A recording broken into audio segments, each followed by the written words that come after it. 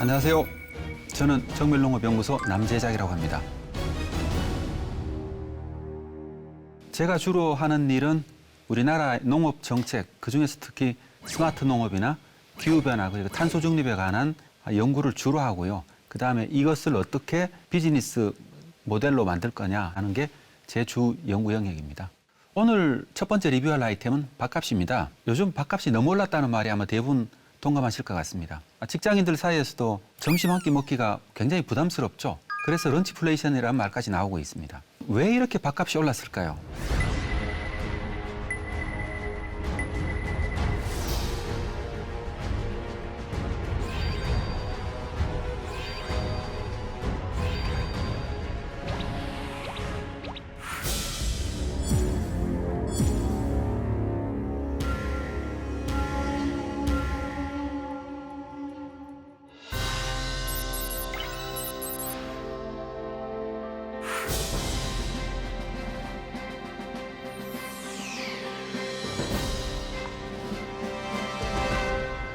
밥값이 오른 결정적인 이유는 코로나로 인한 경제위기 때문입니다. 경제위기가 발생하면은 대개는 이제 유가가 상승하게 되고요. 유가가 오른 것도 농산물 가격에 영향을 미칩니다. 유가가 오른 게 왜 농산물 가격을 올리느냐? 농업은 생각보다 굉장히 많은 에너지를 쓰는 산업입니다. 농자재 중 가장 중요한 게 비료인데요. 비료를 생산하는데 전 세계에서 사용되는 에너지의 1%에서 2% 사이가 쓰인다고 얘기합니다. 그러니 당연히 에너지 가격이 올라가면은 농산물 생산비도 오를 수밖에 없는 거죠. 다음으로는 기후입니다.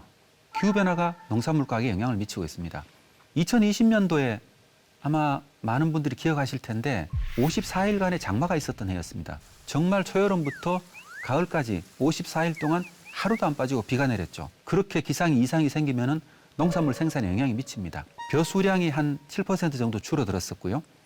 그 때문에 쌀 가격이 좀 올랐죠, 다음 해. 그리고 또 대부분은 모르고 지나셨겠지만은 햄버거 프랜차이즈점에서는 여름부터 토마토가 사라졌습니다. 왜냐하면 무더위에 토마토가 다 녹아내렸죠. 하지만 우리나라의 토마토는 사실 그렇게 중요한 작물은 아닙니다. 하지만 케냐에서는 토마토가 우리나라에서는 거의 배추만큼 중요한 작물입니다. 근데 케냐에서도 마찬가지로 토마토가 흉작이 아주 심하게 들었죠. 그래서 5센트 정도 하던 토마토가 35센트까지 거의 7배 가량이 폭등했습니다.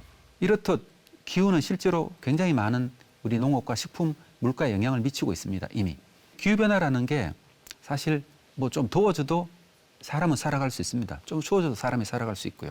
하지만 기후변화는 변하는 속도가 문제입니다. 왜냐하면은 식물은 그 기후가 변하는 속도만큼 이렇게 빠르게 바뀌기 어렵기 때문이죠. 농사는 하늘이 짓는다고 하죠. 농부가 아무리 노력을 열심히 하더라도 기후가 받쳐주지 않으면 풍년이라는 건 힘들거든요. 매년마다 우리 뉴스에서 보셨을 겁니다. 어떤 농산물 금값, 배추 파동, 그리고 작년에는 대파가 가격이 갑자기 올라가면서 파테크까지란 말이 이렇게 신조어가 이렇게 농담 삼아 회자되기도 했었죠. 지금은 토마토라든가 아니면 배추가 금값됐다는 뉴스를 아마도 듣는 정도겠지만은 기온이 1.5도까지 올라가는 한 2030년경이 되면은 식량 위기가 본격적으로 시작될 수밖에 없습니다. 아, 이게 무슨 의미인가 아마도 밥상 물가를 보면서 계속적으로 실감하게 될 것 같습니다. 대부분의 분들이 식량 위기 하면은 우리가 슈퍼마켓에서 뭐 식품을 못 사게 되는 이런 경우를 아마 식량 위기가 아닌가 생각하는 것 같습니다. 물론 그때는 아주 심각한 식량 위기죠. 하지만 그것만을 식량 위기라고 얘기하는 건 아니고 우리가 국내 생산만을 예를 들면은 국내에서 농산물 생산량이 10% 이상이 평년보다 줄어들었을 때 그때를 우리가 식량 위기라고 얘기합니다.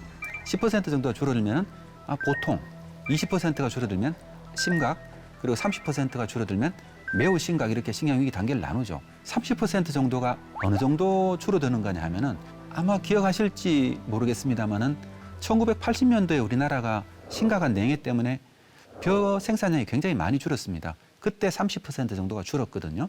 쌀이란 작물은 국제시장에서 많이 거래되는 작물이 아니거든요. 그러다 보니까 최대 6배까지 주고 쌀을 구매해야 됐었습니다. 그게 30%가 줄을 때 일어나는 현상들이고요. 그 외에도 가격이 상대적으로 올라갈 때도 역시 식량 위기라고 얘기합니다. 대개는 국내 농산물 가격이 2.5% 이상 갑자기 오를 때를 이제 식량 위기라고 얘기하고 있습니다. 기후가 이제 식량 위기의 원인이라고 말씀드렸는데요. 작년에 발표된 IPCC 6차 보고서에 따르면은 2030년경 늦어도 2040년까지는 무조건 1.5도가 오를 거라고 예상하고 있습니다. 우리가 지금 현재 1.1도의 세계를 지나고 있습니다. 산업 이전 시대에 대비해서 지구 평균 기온이 1.1도 올랐다는 거죠. 그런데 벌써 유럽과 인도 이런 나라들은 40도, 50도 올라가고 있고요. 시베리아, 저 북극에 가까운 지역까지 35도, 40도까지 올라가고 있습니다. 미국 캘리포니아부터 해가지고 전 세계 산불 발생 면적도 굉장히 늘어났죠. 우리나라 동해안도 가장 긴 산불이 작년부터 올 봄에 있었죠. 이렇게 산불이 많이 난다는 얘기는 육지가 많이 가물고 있다는 얘기거든요. 그럼 당연히 농산물 생산량이 떨어질 수밖에 없습니다. 근데 1.1도의 세계가 이 정도 영향을 미치면은 1.5도의 세계는 안전할까? 결코 그렇지도 않다는 것이고요. 그리고 설사 탄소 중립을 달성하더라도 다시 우리가 2000년도 이전으로 되돌아가는 건 불가능합니다. 이미 불가능합니다.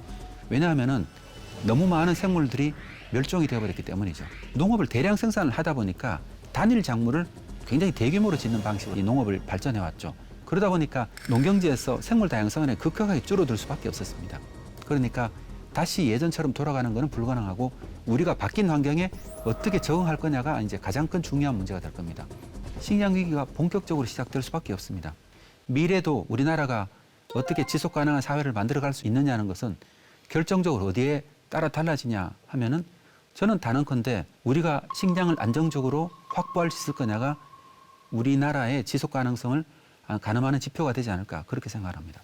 지구 평균 기온이 1도 정도 오를 때마다 전 세계 곡물 생산량은 3에서 7%, 많게는 10% 정도가 줄어들 거라고 얘기합니다. 그런데 인구는 계속 늘어나고 있죠. 2050년경에는 약 한 96억 명, 97억 명 정도가 될 거라고 예상하고 있습니다.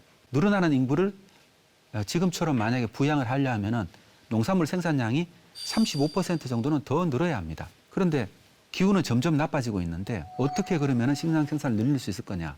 이게 이제 농업이 근본적으로 직면하고 있는 위기이고요. 도전 과제이기도 합니다. 그런데 농업 생산만 가지고는 또 우리가 이 문제를 해결할 수가 없습니다. 농산물이 생산돼 가지고 우리가 먹는 데까지 오기까지 농업 생산물이 약 30% 정도는 우리가 먹지 않고 버려지게 되는데요. 이 폐기되는 양을 줄이는 것도 굉장히 중요합니다. 왜냐하면 이 정도의 양을 다시 생산하려고 그러면 그만한 농경지가 또 필요한 거죠. 근데 우리가 숲을 늘려야 되는 입장에서 농경지를 늘려서는 안 되거든요. 그러니까 식품 폐기물을 줄이는 것들이 굉장히 중요하고요. 더 중요한 건 뭐냐 그러면은 이 모든 걸 10년 안에 다 해야 된다는 겁니다. 근데 우리나라 농업 인프라를 구축할 때도 그렇지만은 농업 분야에서 뭘 하나를 준비를 하거나 품종을 준비를 하거나 아니면 농업 저수지를 만들거나 수로를 건설하거나 이런 걸 계획을 세우고 실행을 하는 데까지 대개는 짧게 잡아도 한 5년, 10년 정도 걸립니다.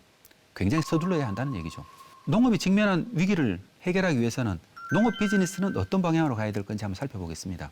앞에 말씀드렸듯이 농업은 탄소 중립하고 생물 다양성 회복도 중요합니다. 또 우리나라 농업 내부적으로도 살펴봐야 되는데요. 우리나라의 농장주의 평균 연령이 68세입니다. 그리고 새롭게 농업에 들어오는 청년 농부 40세 이하를 얘기하는데요. 청년 농부는 불과 1%에 불과합니다. 과연 이제 우리나라가 이 농업이 세대 교체가 전반적으로 어떻게 이루어질 거냐도 굉장히 큰 이슈 중에 하나일 거고요. 우리나라 농가는 굉장히 영세한 규모라고 얘기합니다. 평균 경지 면적은 1.1헥타르에 불과하고 농업 소득이 1,000만 원이 안 되는 농가가 거의 70%에 이릅니다. 그리고 이렇게 영세한 농가들이 그럼 어떻게 기후위기에 대응해서 새로운 투자를 하고 새로운 기술을 받아들이게 할 수 있을 건가? 이것도 이제 농업계가 해결해야 될 굉장히 큰 숙제 중에 하나죠.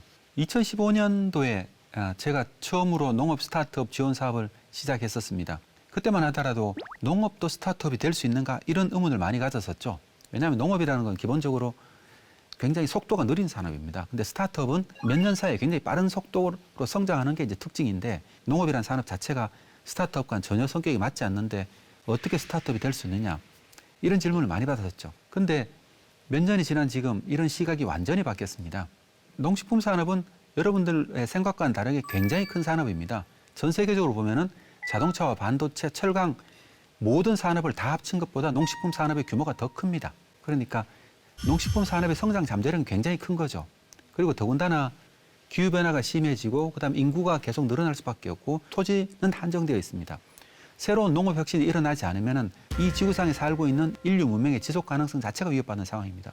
우리나라 농업도 인구 구조 변화라든가 농촌 인구 감소, 새로운 기술의 도입, 농업용 로봇의 도입 이런 것들이 전부 다 맞물려서 변화와 혁신이 일어날 수밖에 없거든요. 이런 혁신을 만들어가는 것은 기존의 농업계의 어떤 플레이어들이 아니라 새롭게 외부에서 들어오는 어떤 플레이어들일 수밖에 없습니다. 우리가 스타트업이라고 부르는 새로운 아이디어와 새로운 기술로 무장한 어떤 주체들이 농업의 혁신을 만들어갈 걸로 이렇게 예상을 하고 있습니다. 스타트업 하면은 뭔가 되게 폭발적인 성장을 두고 해야지 왜 투자도 받고 그러잖아요. 네, 그렇습니다. 이쪽에 스타트업은 뭘 성장시키나요? 수확량인가요? 농업이 일차 산업이라는 특징이 바뀌지는 않거든요. 어떤 경우에도. 그러니까 예를 들어서 농업 생산에 투자하는 스타트업들은 결국 농산물을 팔아야 되잖아요. 농산물 값은 기본적으로 가격이 비싸질 않은 거죠. 싼 게 농산물이잖아요. 그러다 보니까 대개 스타트업들은 이제 기술 혁신을 통해 가지고 시장을 개척하고 그 다음에 농장을 늘려나가는데 자기가 직접 농장을 만드는 건 한계가 있고 결국은 자기의 기술을 쓰는 농가 숫자를 늘려나가는 거죠. 초기 단계에서는 이제 그 시장 진입 장벽이 높지만은 한번 이렇게 시장이 만들어지고 기술이 안정화가 되면은 확산되면서 꾸준하게 어떤 수익을 만들어주는 특징이 있습니다. 예를 들면은 카길이라는 회사 다 아실 텐데 카길이라는 회사는 굉장히 큰 회사거든요. 상장이 안 돼 있어 그렇지 상장되면 아마도 도요타 자동차보다 더 큰 시가총액이 높은 회사로 얘기를 하고 있는데 이런 회사들은 50년 후, 100년 후에도 아마 인류가 생존하는 한은 계속 영업하고 있을 거거든요. 꾸준하게 소득을 만들어내는 거죠. 또 원래처럼 식량 위기가라는 뉴스가 들릴 때마다 더 많은 수익을 만들어냅니다. 그러니까 농업이라는 산업 특징이 어떤 급격하게 성장하는 데는 뭐 ICT 업체보다는 좀 불리하지만은 한번 성장하고 나면은 꾸준한 소득을 만들어내는 그리고 안정적으로 어떤 기반을 만들어내는 데는 굉장히 유리하죠. 근데 투자사들이 충분히 매력을 가질 만하다고 저는 생각합니다. 오늘의 한 줄 리뷰는 인류의 지속 가능한 미래는 농업 혁신으로부터입니다.